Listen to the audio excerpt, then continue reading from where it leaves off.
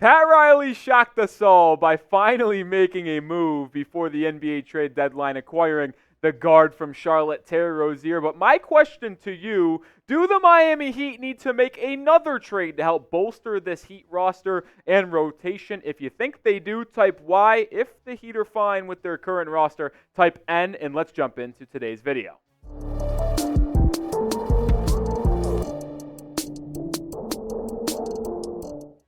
All right, welcome into the Heat Report by Chat Sports. I am Nic Rohloff, and on today's show, we are discussing the latest Miami Heat trade rumors after that massive Terry Rozier deal that went down yesterday morning. And should Miami make another trade before the February 8th NBA trade deadline to help move this roster closer and closer to a championship contending roster? But the reason why I do want to bring this up is because my guy here, Yossi, had an interesting note about the Miami Heat salaries for next season. He said the Heat are set to be deep in the tax and hovering around that second apron going forward. And this is just from their top 5 guys. Jimmy Butler's set to make $48.8 million, Bam at $34.8, Tyler at $29, newly acquired Rozier at $24.9, and Duncan Robinson $19.4 million. Those 5 guys are costing a lot of money, which will hurt your ability to retain some of your own free agents unless you want to go deep into that tax, which Mickey Arison might not want to do after already being projected to be one of the highest tax teams in the NBA, which is going to be why Caleb Martin won't be easy to keep. And Greg Sylvander, someone who was on the Terry Rozier news before anyone else, he had it yesterday talking about how they've been really in-depth talking about a potential deal with Lowry. Obviously came true, but he said this is why I don't think the Heat are done before the trade deadline. Caleb Martin needs to be moved if they aren't going to pay him. And I love Caleb. I'll talk about Caleb in just a minute, but I do agree with Greg. And that's why make sure you have subscribed to the channel. Join the channel if you haven't already, because even though the Heat already made probably their big move for the NBA trade deadline, we will still have you covered with all the Heat trade rumors, because I do believe they are not finished upgrading this roster before that February 8th trade deadline. We're also live multiple times a week, including a game tonight against the Memphis Grizzlies, where Terry Rozier might be making his Miami Heat debut. So lock us in here at the Heat Report. But I do agree with Greg, because based off the contracts and just the outlook, and Caleb Martin likely going to opt out of that $7 million player option for this upcoming summer, you're not going to keep him. So flip Caleb Martin for a valuable asset that will help this team even more than he does to win an NBA title. Caleb's had a pretty good year coming off that miraculous postseason run where he basically was the reason you beat the Boston Celtics in the Eastern Conference Finals. He's averaging double-digit points per game. He's shooting okay from the field. But the issue with Caleb is that he actually does have a little bit of injury history. He's already 28 years old, and you've seen that injury history creep up this year with the constant knee issues where he started the game off, or started the season, I should say, missing some time, and then sprained that ankle on Christmas against the Sixers. He's had injury history in the past, although he is a very valuable asset to this team. And I do want to note with Caleb Martin that the Heat are unlikely to trade for anyone with a big salary anymore. After the Rozier trade, that's just out of the window. So if you're moving on from Martin to acquire someone potentially in the front court, which we'll get to in just a second, it's going to have to be around that Caleb Martin contract so you can match salaries and not go too far into the tax even more this season after saving about $15 million in tax after the moving on from Kyle Lowry. So you're going to have to look at that $6.8 million range. And if you did want to attach a pick to Caleb Martin to acquire someone, well, according to the siphon rule, which you can't trade multiple first-round picks in back-to-back years, the Heat could only trade a 2030 first-round pick at this deadline. That does change once you get to the offseason, because you'd be able to trade 2029 and 2031 when that comes available. Crazy to think about. But at least at the deadline, you could only trade 2030. But let's take a look at that new Heat rotation, at least my projected rotation for the Miami Heat after the Terry Rozier trade, to assess what this roster potentially needs. I think Rozier slots right into that starting lineup next to Tyler Hero. You got Jimmy and Bam. And I believe Haywood Highsmith will go back to starting at that 4 spot for Miami, because they need a true 3-and-D guy to go up with the backcourt and Jimmy and Bam. I think Haywood fits that perfectly. I don't really think Jovic fits this starting lineup anymore. I do think he still is going to stay in the rotation, maybe possibly that 8th, 9th guy off the bench, maybe even 10th. But once Jaime Jaquez Jr. comes back, it'll be Jaquez, Duncan, Kevin Love, Caleb Martin, and then Jovic, and then not picture Josh Richardson headlining your bench. You go 11 deep potentially as we currently sit. But I do believe the biggest need for the Miami Heat is a true backup center. I love Kevin Love. He's done a good job this year, but I think you need a true defensive big man that can help gobble up rebounds to really complement Bam and help this team go far in the postseason. And my number one trade target is Day'Ron Sharpe, the current backup center for the Brooklyn Nets, who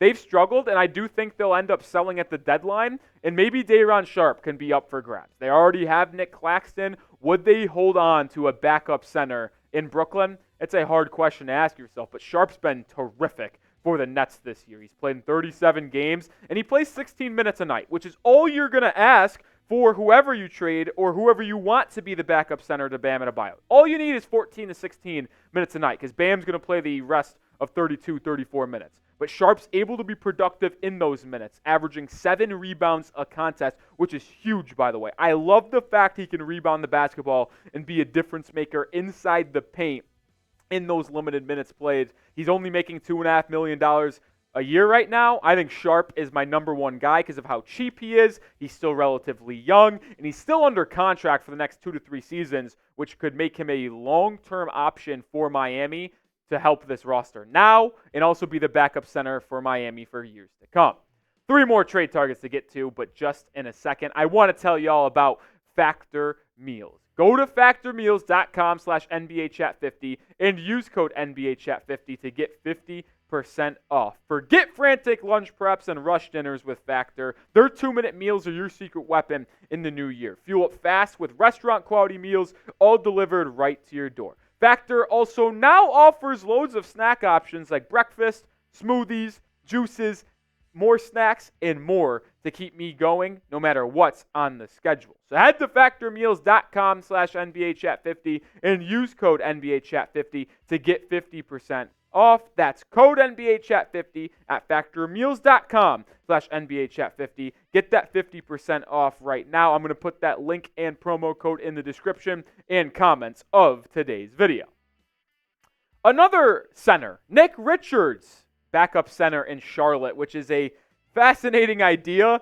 I really like Nic Richards' game, and he's been really terrific for Charlotte when he's played, right? Just like Day'Ron Sharpe, mid-30 games played. He plays a little bit more than Sharpe does for the Hornets. Mark Williams has been in and out of the lineup for Charlotte, and he's a little bit more of a scorer in that pick and roll with his old teammate Terry Rozier, with LaMelo Ball, shooting 67.5% from the field. But the only thing that is probably going to make this unlikely is that you just traded with the Charlotte Hornets and you didn't get Nic Richards. So if Miami was interested in Nic Richards, I am, but if Pat Riley was to get him on this Heat roster, you would have imagined they would have worked out a deal to get both Rozier and Richards in a one deal.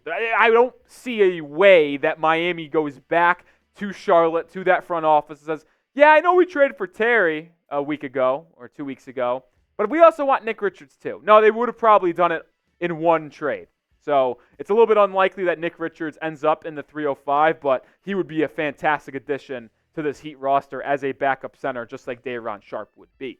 But I got some people that I want the Heat to trade for still, and I think it's very plausible they do so. But name a player you want Miami to trade for before that February 8th trade deadline. Get in the comment section and shout out a name for me.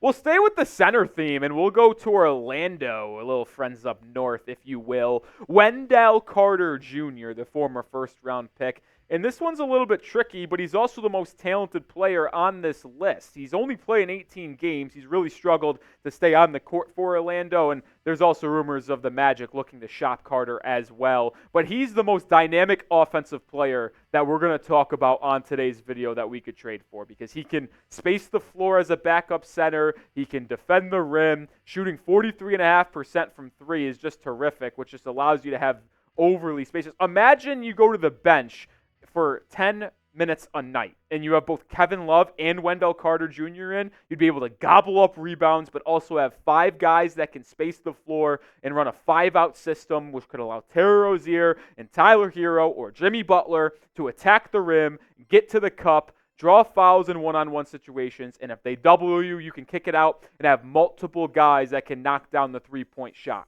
Now, the one negative with Wendell Carter Jr., contract situation is tough. So it makes this very unlikely that Miami trades for him. He's making about $12.5, $13 million a season. And unfortunately, Miami doesn't really have anyone that can match up that salary unless they give away Duncan Robinson. And I'm not in the business of trading away Duncan Robinson for a center that can barely stay healthy and doesn't have too many years left on his contract. Most of these guys on this list today are guys you could trade Caleb Martin for to upgrade the roster. Wendell Carter Jr., although he would be a terrific addition to this Heat roster, I don't see it possible because they would have to trade Duncan. Final guy that we're going to talk about today, and we're really just going all in on the centers. It's Andre Drummond, the current backup center to Nikola Vucevic for the Chicago Bulls. And you talk about someone who's having a terrific year, Andre Drummond. I thought he was cooked. I thought he was out of the league, but no, he found a home in the Windy City, averaging 8.5 rebounds a night in that perfect sweet spot of 16 minutes a contest. He doesn't do much offensively other than putbacks and pick and rolls, but you're not asking your backup center to be an otherworldly scorer. All you're asking for him to be is an okay defender and a rebounder in the 14 to 16 minutes that Bam Adebayo is sitting. And I talked to our Bulls Report host, Patrick Seatman, about Drummond. I was wondering, how's he been this year? I haven't been able to watch the Bulls a lot. I know he can still rebound, but how's his defense? Quote Patrick Seatman. So if it's wrong, go over to the Bulls Report and blame him. Sneaky good defender, which, as I mentioned, is all you need because the backup centers for Miami right now, Thomas Bryant, who doesn't play, who stinks. I was really hopeful that the Rochester native was going to bring a nice, tough mindset off the bench for Miami and good, decent defense. That hasn't been the case. And although Kevin Love has been fantastic offensively, well, his defense is still lackluster. So you can use a good defender in that front court as a backup, which is I need a front court boost. It's the biggest thing I think Miami needs still to make this roster perfect and fortify it, right? The biggest things that I was talked about, and it's the why I always float out the idea of trading Lowry and a couple firsts for Tyus Jones and Daniel Gafford in Washington. You needed a point guard to upgrade from Kyle Lowry. You needed a center that could back up Adebayo. You got the point guard situation.